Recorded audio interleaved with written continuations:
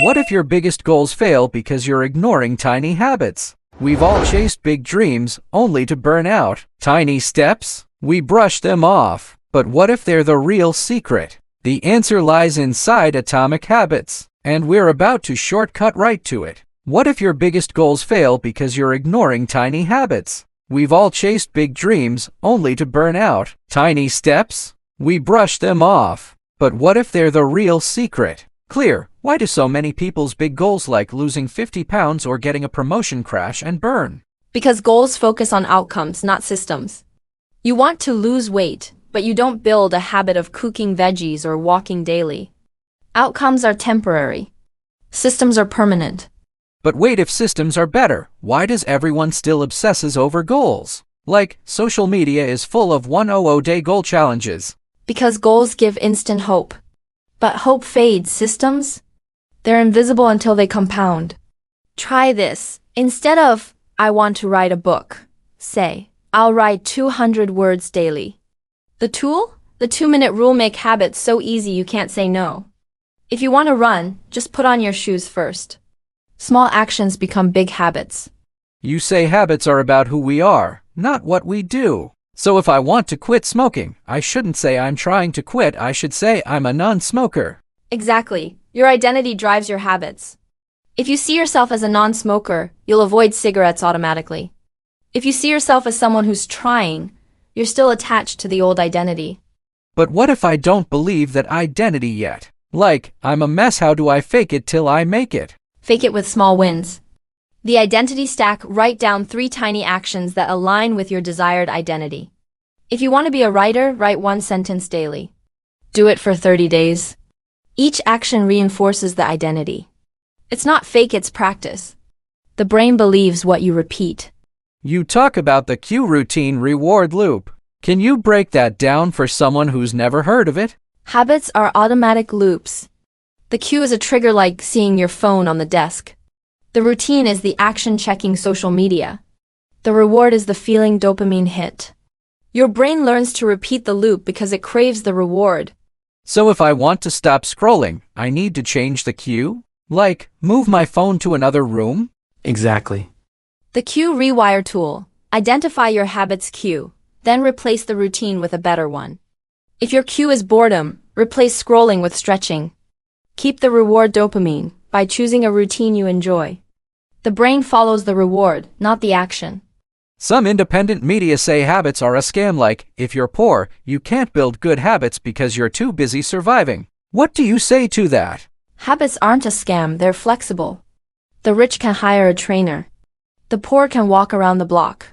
The key is to make habits fit your context. You don't need a gym membership to exercise. You need a habit that works for your life. So you're saying systemic barriers don't matter? Like, if someone's working 2 jobs, how do they find time for habits? Systemic barriers matter, don't ignore them. But habits are the leverage you have. The habits of constraint tool. Pick one habit that takes 2 minutes or less, and tie it to an existing routine. If you work 2 jobs, tie drinking a glass of water to your morning coffee. It's small, but it's yours. Control what you can. You say habit tracking is powerful, but isn't it just another thing to add to my to-do list? Tracking isn't a chore, it's feedback. When you mark a habit as done, your brain gets a small reward. Over time, the streak becomes a motivation, the tool. The habit scorecard. Write down all your daily habits, then mark which ones are good, bad, or neutral. It's eye-opening. But what if I break the streak? Like, I miss a day, does that ruin everything? 1 miss is a mistake. 2 in a row is a habit. The streak rescue. If you miss a day, do the habit the next day. Don't let guilt derail you. Consistency over perfection. Even 90% consistency beats 100% for a week, then quitting. You talk about environment design. How does that change habits? Your environment is more powerful than willpower. If you keep cookies on the counter, you'll eat them. If you keep a book by your bed, you'll read it, the tool. The environment audit. Remove cues for bad habits and add cues for good ones. Make the right choice easy. So if I want to read more, I should leave a book on my couch instead of my phone? Yes. The visibility rule. The more visible a cue is, the more likely you are to act on it. Your brain notices what's in front of you. So if you want to read, make the book visible. If you want to stop snacking, hide the chips. Some bloggers say habits are individual, like, if you fail, it's your fault. But you talk about systems. Why is that difference important? Because blaming the individual ignores the system. If your office has free candy everywhere, it's harder to eat healthy. Systems set you up for success. The tool? The system check. Ask, is my environment helping or hurting my habit? Fix the system first, then the habit. So it's not about being disciplined, it's about making the right choice easy? Exactly. Discipline is finite, environment is permanent. If you want to go to the gym, lay out your clothes the night before. If you want to eat veggies, chop them Sunday night. Make the good habit the default. You say breaking bad habits is about inverting the loop. Can you explain that? To break a bad habit, you need to make the cue invisible, the routine difficult, and the reward unsatisfying. For example, if you want to stop biting your nails, cue hide your hands under a blanket. Routine chew gum instead. Reward notice the bad taste of nail polish. Invert the loop to weaken the habit. But what if the bad habit is something I love, like eating ice cream every night? Replace, don't remove. If you love ice cream, replace it with frozen yogurt or fruit. Keep the reward sweet taste, but make the routine healthier. The brain still gets the reward, so it's easier to stick with. You talk about habit stacking. How does that work for someone with a busy schedule? Habit stacking is tying a new habit to an existing one. The formula, after existing habit, I will new habit.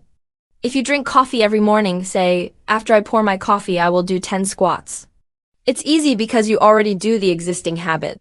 So I don't need to add a new time slot, I just piggyback on what I already do. Yes. The stacking tool, list your existing habits, then pick one to stack a new habit onto. Start small, 10 squats, 1 sentence of writing. Over time, you can add more. It's the easiest way to build new habits without overwhelming yourself. You say habits compound over time. But how do I stay motivated when I don't see results immediately? Compounding is invisible at first. The first 100 days of writing 200 words daily won't get you a book, but day 365 will. The tool? The compounding journal. Write down your habit and the small wins each week. After 6 months, look back. You'll see how far you've come. But what if I'm impatient? Like, I want results now. Impatience is the enemy of compounding. The 1% rule. Focus on getting 1% better every day. 1% better for 365 days is 37x better. It's not about big leaps, it's about tiny improvements that add up. Celebrate the 1% wins to stay motivated. You talk about sustaining habits long term. How do I avoid burnout? Burnout happens when you push too hard. The tool of flexibility. Allow yourself to adjust your habits. If you usually run 3 miles but you're tired, run 1 mile. Keep the habit alive, even if it's smaller. Consistency over intensity. But what if I get bored with the habit? Like, I used to love running, but now it's a chore. Add variety. If you're bored with running, try hiking or cycling. Keep the core habit exercise, but change the routine. The brain loves novelty, so adding variety keeps the habit fresh. It's not about being rigid, it's about being consistent with the goal, not the method. This has been eye-opening. What's the one habit you'd tell everyone to start today? The 2-minute rule. Pick one habit that takes 2 minutes or less, like making your bed, drinking a glass of water, or writing 1 sentence. Do it every day. It's small, but it builds momentum. Momentum leads to bigger habits. Start small, win big. Wow! So the secret isn't big goals, it's tiny habits that compound. Apply one today. The future you will thank you.